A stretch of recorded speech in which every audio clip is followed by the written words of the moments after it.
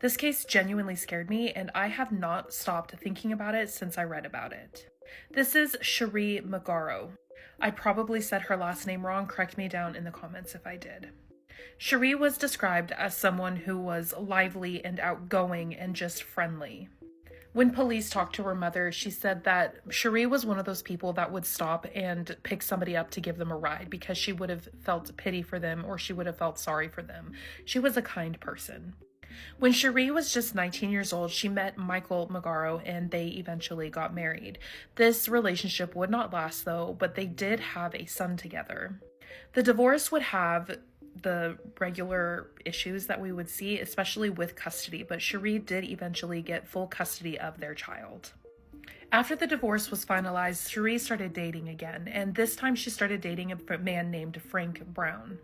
Frank lived in Kentmore Park, Maryland, and Sheree lived in Harrisburg, Pennsylvania, so she did have to drive back and forth to see her new boyfriend. February 22nd of 1987, Sheree was on one of those trips to go see her boyfriend. She left her son Tony with her mother while she went to go visit him. She would usually stay for a couple of days.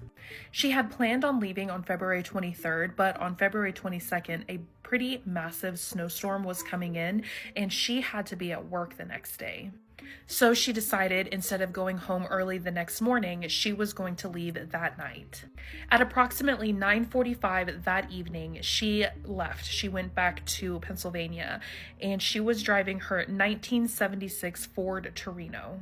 Her mother had urged her not to drive home that day because she was going to be going with the snowstorm, but she was adamant she had to be at work the next day. She could not miss it. But this would be the last time that Sheree was ever seen again. At about 9:45 the next morning, an anonymous caller called about a car that was out in a field. The car was located in a field west of State Route 213. This would have been about 2 miles south of the Bohemia River Bridge. When police went to go investigate, 18 inches of snow had fallen in total, but under the car there was only about 1 inch of snow.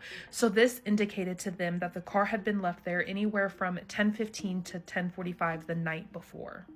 Inside, they made an even more gruesome discovery. There were clothes scattered all over the floor. On the ground around the car was her purse, her driver's license, a tube of lipstick, and some jewelry items. The interior of the car had been slightly burned, but most chilling was the fact that there was an excessive amount of blood and brain matter.